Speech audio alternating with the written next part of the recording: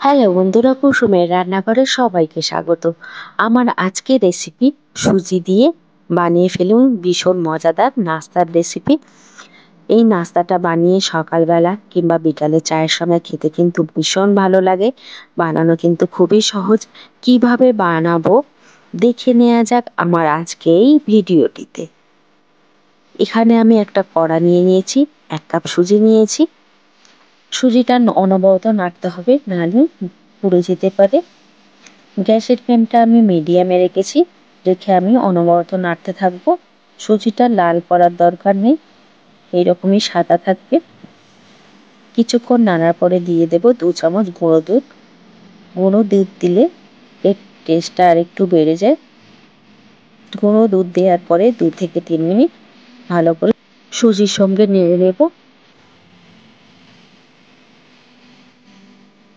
এবার এখানে আমি 1 কাপ জল দিয়ে দিয়েছি। যেহেতু আমি 1 কাপ সুজি নিয়েছি, ওই জন্য আমি 1 কাপ জল দিয়েছি। দেখুন একটা শক্ত ডো তৈরি করে নিয়েছি। এবার আমি এটাকে উঠিয়ে নিই। আমি এটা ঠান্ডা করে নেব। ঠান্ডা হয়ে গেছে। এখানে আমি 2 চামচ চিনির পাউডার দিয়ে দেব। আমি মিক্সিতে গুঁড়ো করে নিয়েছি। চিনিটা দেওয়ার পরে একটু জল কাটতে পারে, কোনো সমস্যা নেই। কিছুক্ষণ মাখার পরে ওটা ঠিক হয়ে যাবে। আমি 3 থেকে 4 মিনিট এরকম ভালো করে এটাকে মেখে নিয়েছি। একটা শক্ত ডো তৈরি করে নিয়েছি। দেখুন এটা আমার রেডি হয়ে গেছে। আমি লেচি কেটে নেব বড় আকারের।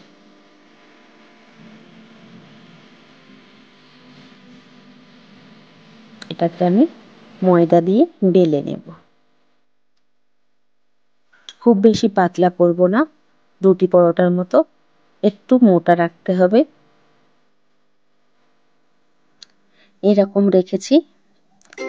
এবার আমি একটা বোতলের ঢাকনা দিয়ে এগুলোকে কেটে নেব। দেখুন কি সুন্দর এগুলো কাটা হয়ে যাচ্ছে, দেখতেও ভালো লাগবে। সবগুলো একই সাইজের হবে। আপনারা চাইলে বড় সাইজের বোতলের ঢাকনা দিয়েও কেটে নিতে পারেন। একইভাবে আমি সবগুলোকে কেটে নেব।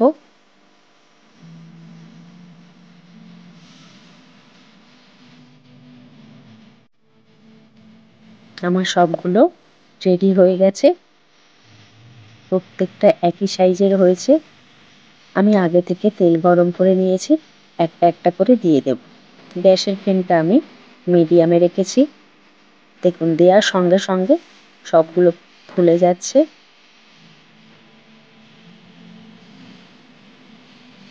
এরকম একটু উল্টে পাল্টে দিতে হবে। সব ফুচকার মতো ফুলে গেছে। এটা আমার হয়ে গেছে। আমি প্লেটে করে উঠিয়ে নিব।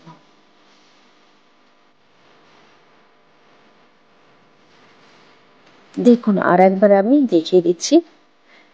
এরকম ভাবে আমি সবগুলোকে ভেজে নেব। প্রত্যেকটা ফুলে যাচ্ছে দেওয়ার সঙ্গে সঙ্গে। এগুলো আমার হয়ে গেছে। আমি এটা উঠিয়ে নেব। একইভাবে আমি সবগুলোকে ভেজে নিয়েছি। দেখলেন তো রেসিপিটা কতটাই সহজ। আপনারা বাড়িতে এরকমভাবে বানিয়ে নেবেন। এটা কিন্তু টাইম লাগে 10 মিনিটের মতো। আমার আজকের রেসিপি যদি আপনাদের ভালো লাগে, লাইক কমেন্ট শেয়ার করবেন। আমার চ্যানেলে নতুন বন্ধু হয়ে থাকলে চ্যানেলটাকে সাবস্ক্রাইব করবার অনুরোধ রইল। দেখুন কতটা সুন্দর হয়েছে। ভালো থাকবেন, সুস্থ থাকবেন। আবার ফিরে আসবো অন্য কোনো রেসিপি নিয়ে।